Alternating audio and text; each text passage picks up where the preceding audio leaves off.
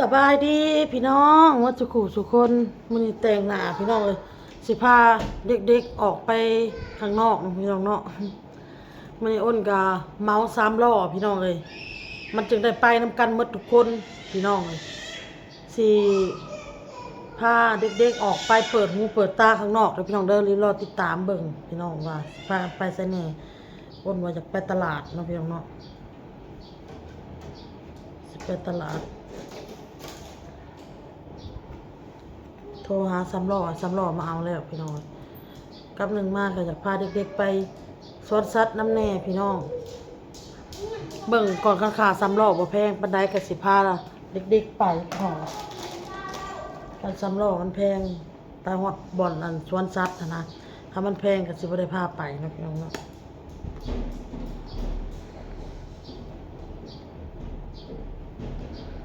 แต่งหน้าคือเก่าพี่น้อง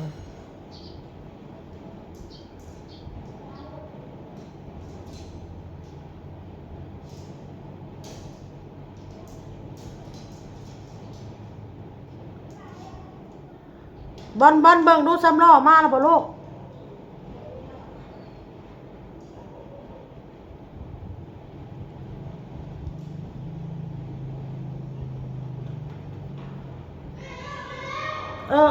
เนี่ยล้อมาแล้วพี่น้องพอดีเลยมีผมก่อนบอกไม่เท่าช่วยปะไปมีผมเลยนี่ไปออกไป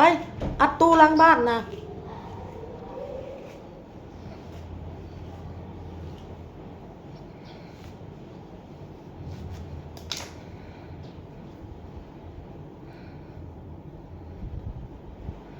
3 ล้อมาอะไรพี่น้องเอ้ย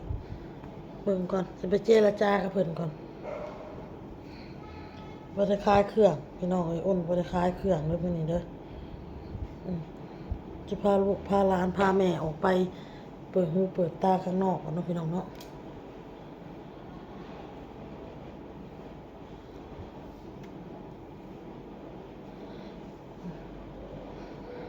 เนี่ยพี่น้องเอ้ยสีน้ำหอมก่อนพี่น้อง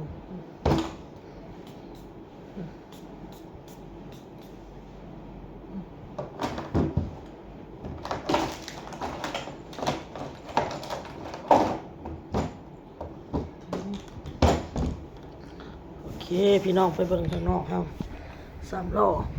เพราะว่าอยากพาเด็กๆน้องคันไปผัดเท่าบอลก็สิบ่ได้ไปโชคใบบุญก็สิบ่ได้ไปนะขี่3 ล้อน้องบอลโ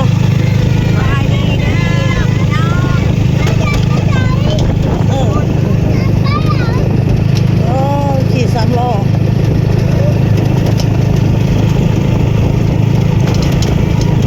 ค่า3 ล้อก็ไปตลาดมา200 กว่าบาทค่า3 ล้อ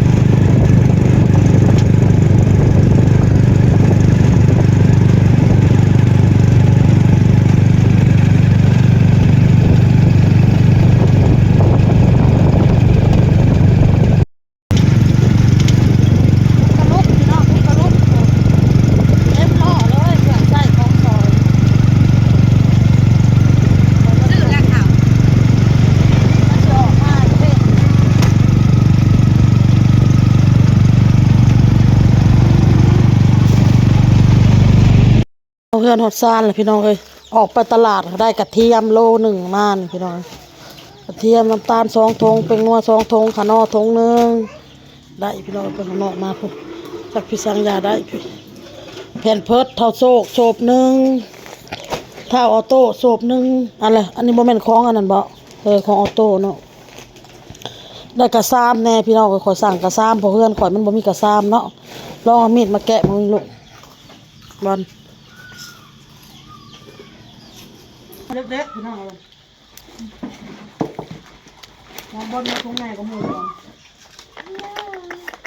มาเอาขึ้นอย่าขึ้นอย่า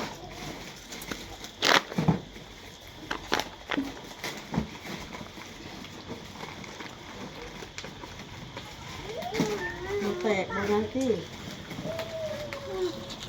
ถ้าแตกลุกเลยเลย มา เนี่ยใส่กระซามย่างเนี่ยพี่น้องเลย99 พันกีบพี่น้องเลย99 พันกีบ5 หน่วย เอาไว้แบบเวลาคนมักหั่นมักนี่เราแบบมักแต่กระซ่ามันที่ปกติมัก ดู พี่ น้ น้ อ อง ง ว่าเอามือ เราล่างพักล่างนี่ล่างน้ำเท่าลูกเอาไปขวบไปอย่างไรหั่นกล่องโฟมเนาะจักใบ1 2 3 4 5 ใบ99 พันกีบรอบบาทพี่น้องเลยจะหายอันเนาะก็เลยสั่งมาไว้ใส่พี่น้องเลยคือของใส่เนี่ยของใส่ของซอยเนี่ยไปตลาดลูกกระลุกพี่น้องแล้วก็มีเวียดไปเล็กๆน้อยๆไป15แม่ไปสวนสัตว์แม่จีไปสวนสัตว์กาขาล่อไปในตลาดมันก็150,000เลยพี่น้องเอ้ยกลับไปพุ่นกลับมาอีกไม่บอก3-4 แสนพี่น้องแม่ก็เลยว่าไปแค่นี้แหละพี่น้องไปซื้อเครื่องซื้อของกับผ้าเท่านี่ไปตัดผมน้ำแม่กับไปตลาดพากันไปเบิ่งเครื่องเบิ่งของให้เด็กๆพี่น้องเลยเมื่อแรกถึงสิพาเด็กๆลงตลาดพี่น้องซื้อสุดปีใหม่ให้เดี๋ยวเมื่อหน้าก่อนเมื่อนี้บัวเมื่อนี้พี่น้องเลยมีต้น3 ล้อแห้งไปจอดอยู่วางหันขึ้นรถขี่มาจอดอีกวางหนึ่งเราก็ท้าอยู่ในล้ออีต้นลาวพี่น้องมาวันนึงกับไปเอาเครื่องอีกวันนี้จอดวางหนึ่งอีกกับมาจอดห้านตัดผมอีกแล้วก็มาจอดห้านคล้ายเครื่องอีกวันนี้5 เทื่อจอดพี่น้อง5 เทื่อ6 เทื่อจอดเนาะถึงหอดเพื่อนพี่น้องเลยก็เกรงใจเพิ่นพี่น้องเลยมิแต่ว่าเมื่อหน้าเมื่อในเพิ่นเลยถึงพาเด็กๆไปเล่นสวนสัตว์นะพี่น้อง